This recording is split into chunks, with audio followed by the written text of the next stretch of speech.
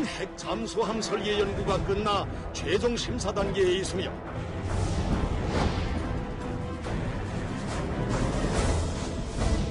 최대의 주적인 미국을 제압하고 굴복시키는 데 초점을 맞추고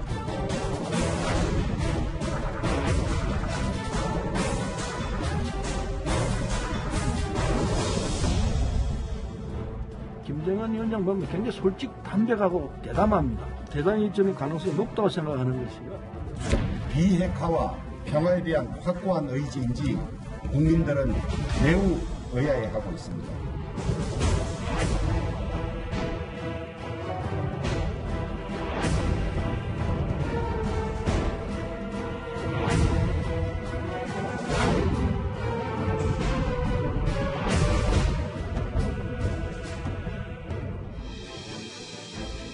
예, 2021년 새해를 맞아서 이렇게 각기 다른 메시지를 쏟아내고 있는 한반도 얘기를 지금부터 해보겠습니다. 먼저 북한입니다. 김정은 위원장이 핵만 36번 언급하면서 바이든 새 행정부 출범을 겨냥해서 핵 잠수함 개발을 처음으로 공식화했습니다. 화면부터 만나보겠습니다. 해군의 현존 수중 작전 능력을 현저히 제고할 확고한 전망을 열어놓고 새로운 핵 잠수함 설계 연구가 끝나 최종 심사 단계에 있으며 오늘 일부 매체에서 보도했던 핵잠수함 개발에 대해서 언급 관련해서 해당 사안에 대한 추진 체계에 대해 지금 아직 결정된 바가 없다고 이렇게 말씀을 먼저 드리고 기술 수준과 국방 재정 여건 등을 종합적으로 검토해서 추진해야 될 사안임을 말씀을 드리겠습니다. 글쎄, 새해가 바뀌면서 좀 한반도가 약간은 심상치 않아 보일 수도 있는데요, 위원장 의원. 네. 핵 잠수함 카드를 김정은 위원장이 꺼냈다. 뭔가 게임을 좀 바꾸겠다. 미국 겨냥해서 이렇게 받아들여야 되는 겁니다. 그렇습니다. 이 8차 당대회 때 나온 김정은 위원장의 메시지, 앞으로는 이제 김정은 총비서라고 이야기를 하게 됐군요. 총비서의 어떤 이야기를 보면 지금 핵에 관련돼서 많은 포트폴리오를 거의 다 완성했던 것으로 이제 이야기를 하고 있습니다. 우리가 핵무기를 보통 만들 때 그동안은 보면 이제 북한이 ICBM이나 SLBM 정도를 이야기를 했어요. 근데 이제 보면 핵잠수함도 설계 단계가 끝났다는 이야기를 하고 있습니다. 예. 더군다나 또 이 ICBM 같은 경우는 다탄두 미사일을 이야기를 하고 있어요. 또한 이제 이 극초음속 무기도 이제 개발하고 있다는 이야기를 합니다. 더군다나 전술핵도 지금 개발하고 있다는 이야기를 하고 있습니다. 이 전술핵은 그동안 나왔던 것과는 상당히 차원이 다릅니다. 왜냐하면 보통 이제 ICBM이나 이런 것들은 미국을 겨냥한 이제 전략형 무기 아니겠습니까?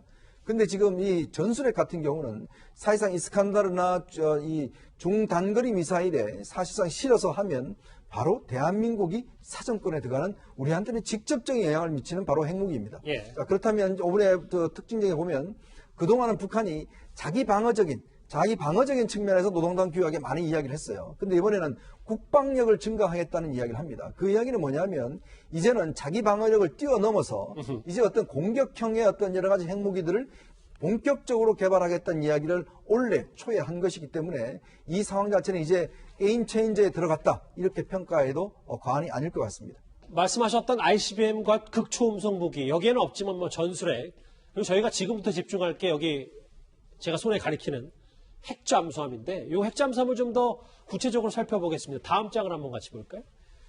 왜냐하면 이게 지금 시속 45km 이상의 수준 작전 지속 능력은 사실상 무제한이다. 어뢰, 순항미사일 다양한 무기를 탑재할 수 있고 우라늄 연료도 있고. 근데 여기 보면 군사 강국들만 있잖아요. 미국, 러시아, 영국, 프랑스, 중국, 인도. 여기에 북한이 만약에 합류를 한다는 건데 신 박사님, 확실한 건 핵잠수함은 바이든 새 행정부를 겨냥했다. 그래서 미국 본토를 겨냥한다. 이렇게 받아들여도 되는 겁니까? 예, 그렇습니다. 한반도 근해에서는요. 디젤 잠수함이 더 유리합니다. 왜냐하면 더 조용하기 때문에. 아하. 그런데 핵 잠수함이라는 것은 장기간의 잠항이 가능하거든요. 디젤 잠수함은 연료 전지를 충전하기 위해서 스노클링이라고 해서 물 위로 가까이 나와가지고서는 디젤을 태우는 그런 과정이 있는데 그때 상당히 취약한 거죠. 그런데 핵 추진 잠수함은 한 번 잠항을 하면은 미국 태평양 앞바다까지 계속해서 갈 수가 있기 때문에 미국 근해에서 잠수함 발사 탄도미사일 SLBM을 발사할 경우 미사일 방어 체계로 막을 수 없는 치명적인 위협이 되는 거죠. 따라서 미국을 겨냥했다 이렇게 볼 수 있겠습니다. 근데 신 박사님 이게 북한의 시선에서는 입장에서는 핵 균형, 이 지렛대를 좀 뭔가 본인들 쪽으로 유리하게 하겠다, 게임 체인저가 되겠다, 한번 판을 바꾸겠다라고 하면서, 근데 바이든 행정부가 분명히 예전 트럼프 행정부와는 달리 북한에 강경하게 나올 거거든요. 근데 과연 이 핵잠수함 카드를 꺼낸다고 이 미북 이 흐름이 좀 바뀔 것 같습니다. 당장은 바뀌지 않겠지만 그것이 점점 더 실현됐을 경우 미국에 부담이 되는 것은 사실이고, 중요한 거는요, 이것이 미국을 위협하는 용도도 있지만 협상 측면에서도 의미가 있다고 봅니다. 지금 북한이 8차 당대에서 이야기한 거는 북한은 핵강국이다, 그리고 핵능력이 이만큼 있다는 거예요. 예. 그래서 미국과 협상을 할 때 이제 이 정도 핵능력이 있으니까 우리를 인정해라, 사실상의 핵보유국주의를 강요하고 있는 것이고, 그리고 협상도 비핵화 협상이 아니라 핵군축 협상이다. 그럼 저러한 핵 추진 잠수함은 뭐가 됩니까? 협상의 네고시에이션 칩이 되는 거죠. 아하. 그런 측면에서 북한이 미국을 위협하면서도 예. 협상력을 키우는 그런 동시적인 접근을 하고 있다고 봅니다. 예. 이 핵잠수함이 정말 판을 바꿀 수 있을지, 뭐 이렇게 신 박사님 말씀은 그러니까 결국은 이게 좀 가볍게 볼 문제가 전혀 아니다, 이런 말씀이신 거잖아요. 예. 그리고 8차 노동당 대회를 기리기 위해서 북한이 지난해 10월 10일 이후 석 달 만에 다시 한번 심야 열병식을 열었습니다. 과거 지난 10월 심야 열병식 모습부터 만나보고 오겠습니다. 세계 최강 절대 경기, 우리의 대륙간 탄도 로켓 전대들이 들어서고 있습니다. 우리 군은 어제 북한이 심야 시간대에 김일성 광장에서 당대회 관련 열병식을 실시한 정황을 포착하였습니다. 한미 정보당국은 본 활동이 본행사 또는 예행연습일 가능성을 포함하여 정밀 분석 중에 있습니다. 어젯밤 기상청에 따르면 어젯밤에 이 평양의 기온이 영하 16도였다. 장혜식 변호사님. 혹한의 열병식이라고 하는데 한 사실 9,000명 정도 미리 병력이 평양 주변에 있어서 어느 정도 우리 군 당국도 예측을 좀 했던 것 같습니다. 네, 사실상 평양 미림 비행장에서도 열병식을 준비하는 듯한 이 전투기들이 모이는 모습이 그동안 수차례 포착이 되어 왔기 때문에 이 신년을 기점으로 해서 또 한 번의 열병식이 있을 것으로 한미 당국이 예상을 하고 있었고요. 하지만 이번에 특이할 점은 이 김정은 위원장이 북한의 지도자가 된 이후로 당 대회와 열병식을 동시에 연 것은 이번이 처음입니다. 그동안 당대회를 2번 정도 진행을 했고요. 열병식은 9번이지만 각각 일정이 다르게 개최되었는데, 이번에는 김정은 위원장이 총비서에 추대되는 당대회, 그리고 그 당대회를 기념하는 열병식이 같은 시간대에 열렸다는 것은 북한에서 그만큼 아직 뭐 외부에 공개는 안 됐습니다만 이번 열병식에 힘을 많이 줬다. 또 특히나 새롭게 취임하게 될 미국의 바이든 행정부에게 어느 정도 무력 시위를 하는 그런 수단으로 당대회와 열병식을 동시에 진행한 것으로 충분히 해석할 수 있고요. 사실 지난 10월의 열병식에서도 새로운 신무기를 등장하면서 많은 분석이 있었는데, 이번에는 특히나 당대회와 함께 열렸다는 특이점이 있기 때문에 혹시나 미국을 자극할 수 있는, 미국에게 빨리 우리와 대화하지 않으면 우리도 가만히 있지 않겠다는 그런 메시지를 내보일 수 있는 제3의 신무기가 열병식에 등장하지 않았는지 그 부분에 관심을 맞추어서 한미 정보 당국이 분석을 해야 될 것 같습니다. 정황을 포착했다는 게 합참의 얘기인데, 신 박사님, 이거 리허설 아니고 본 행사는 맞겠죠? 예, 본 행사일 가능성이 높다고 봅니다. 리허설을 그렇게 규모로 할지는 어려울 거라고 보고요. 약간 규모를 줄여서 한 것 같아요. 지난 10월 10일 날 열병식을 대대적으로 했기 때문에 이번에는 날씨도 그렇고 새로운 신무기를 보여줄 것도 사실 많지 않습니다. 아하. 그때 이미 다 보여줬기 때문에요. 그런 측면에서 약간 줄여서 열병식을 했다. 이것의 다른 측면을 저는 더 중요시 여기는데요. 어떤 면이요? 노동당 당대 열병식을 이렇게 따라서 이렇게 한 거는 지금 북한이 그만큼 내세울 성과가 없다. 그렇기 때문에 유일한 성과인 군사력을 보여주려고 이렇게 추운 혹한에도 열병식을 개최한 것이 아닐까 싶습니다. 그러니까 뭐 이번에는 신무기를 과시해서 뭐 대내외적으로 공표하는 게 아니라 일단 한다, 8차 노동당대를 기념하는 정도의 수준에 그쳤다, 이렇게 보면 된다, 이런 예, 말씀이시죠? 그 정도로 저는 전망하고 있습니다. 물론 예. 화면이 들어오면 보다 자세한 것을 알 수 있겠지만요. 예. 아마 본행사일 것이다. 열병식에 또 어떤 무기가 공개되고 김정은 위원장이 어떤 얘기를 했는지도 저희가 좀 지켜봐야 될 텐데요. 북한 얘기 먼저 해봤다면 이번엔 중요한 우리 얘기입니다. 문재인 대통령이 올 한해 국정 운영의 방향을 담은 신년사를 오늘 오전에 했습니다.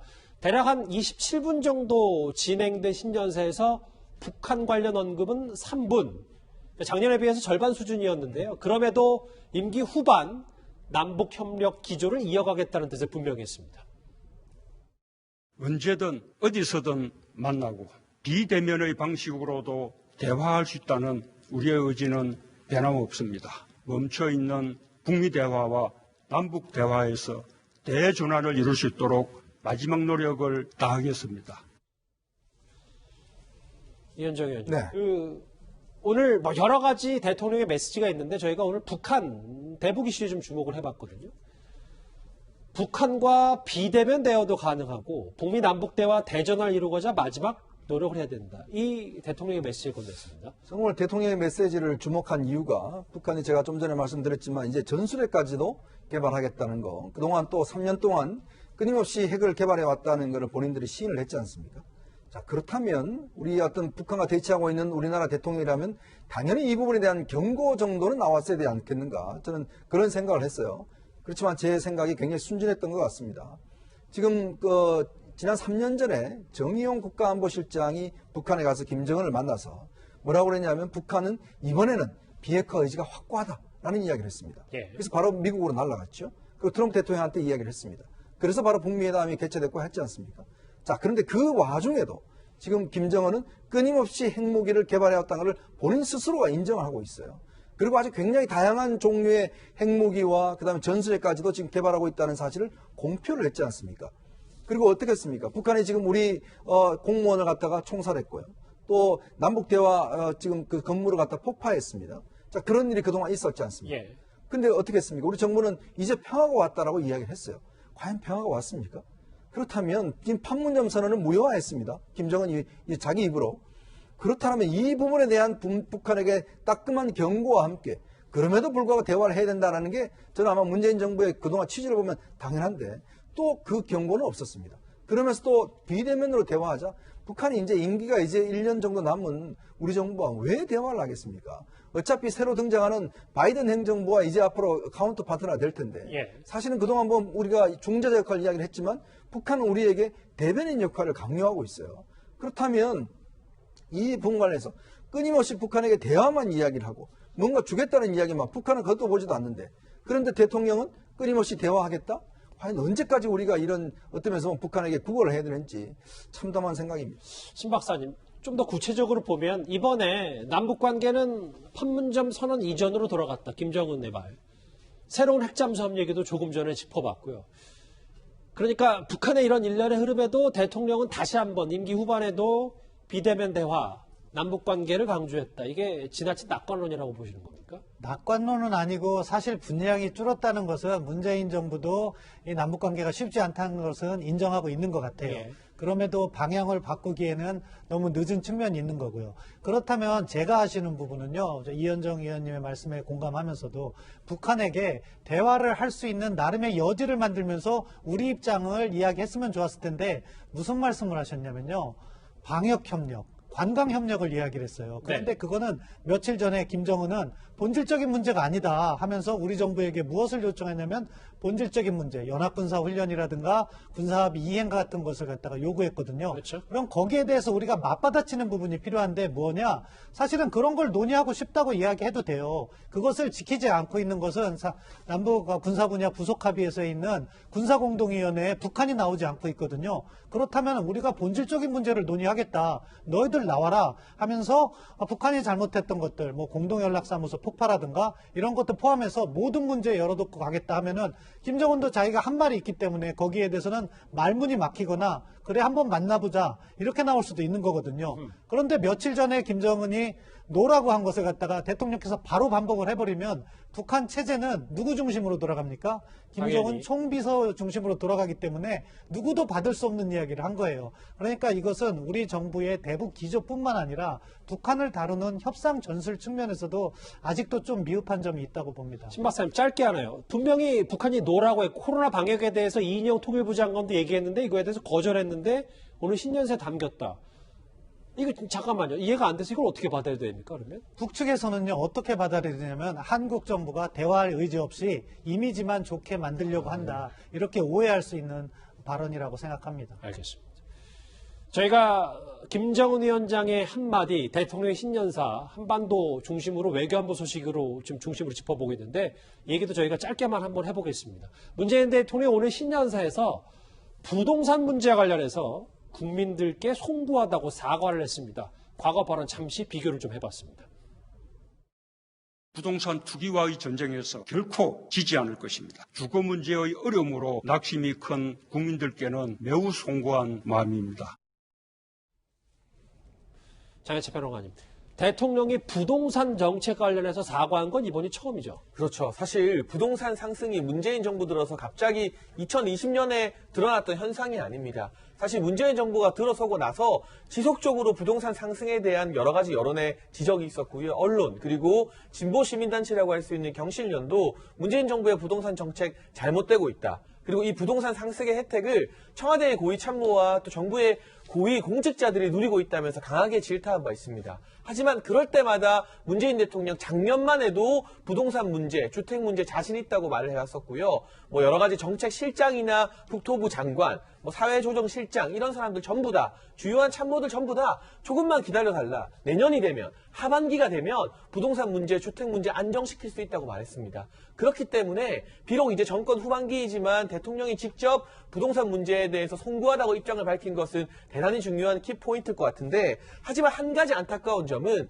이 길었던 신년사 중에서 부동산 문제에 대한 언급이 단 3문장에 불과했다는 점. 이 의식주 중에서 국민의 삶과 가장 밀접하게 연관된 게 바로 주에 해당하는 거주의 문제 아니겠습니까? 그렇다면 조금 더 길게 분량을 할애해서 앞으로 정책 기조를 확실하게 바꾸겠다. 그동안 국민 삶에 부동산 폭등으로 너무 많은 괴로움을 준 부분에 대해서 사과한다는 내용이 들어갔어야 국민과 또 부동산 시장이 이제는 뭔가 달라지겠구나 하는 그런 심리적 효과가 있었을 것 같은데 그 부분이 3문장에 그쳤던 게 안타깝고요. 지금 한 가지 통계만 설명드리면 경실련 기준으로 이 문재인 정부 들어서 서울의 아파트값은 52%, 경기도의 아파트값은 42% 폭등했다고 합니다. 남은 시간이 길지 않습니다. 과거에 이제 김수현 전 정책실장의 정책을 조금씩 고치는 방향으로는 이 남은 1년 정도 남은 시간 안에 이 50% 넘게 폭등한 서울 아파트값 잡는 게 불가능하다는 점을 완전히 인정하고 정책을 처음부터 뜯어 고친다는 그런 과감한 발상의 전환이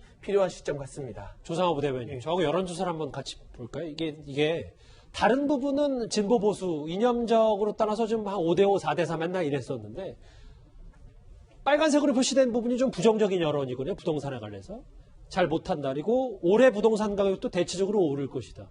그럼 오늘 대통령이 처음으로 사과를 했고 변창흠 국토부 장관도 왔고 좀 부동산 정책에 대해서 조금 현 정부도 수정이 좀 있는 거라고 봐야 되는 겁니까? 그렇게 봐야겠죠. 왜냐하면 지금 이 긍부정의 차이가 거의 3배 가까이 나고 있거든요. 그런 걸 보면 이제 약간 정책적인 변화가 있을 것으로 예상되고요.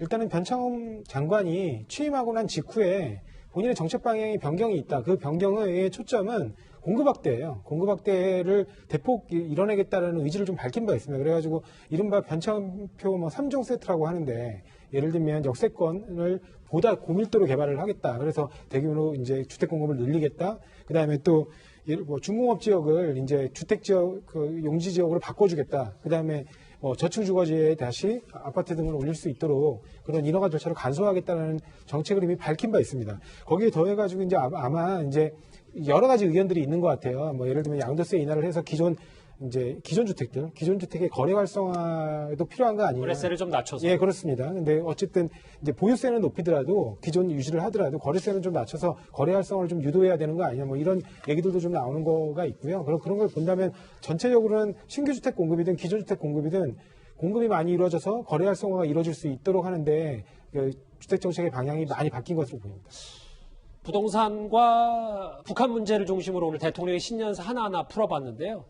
핵심은 대북 문제일 텐데 대북 문제와 이어서 관련 소식 다음 주제가 남아 있습니다. 주제 같이 확인해 보겠습니다.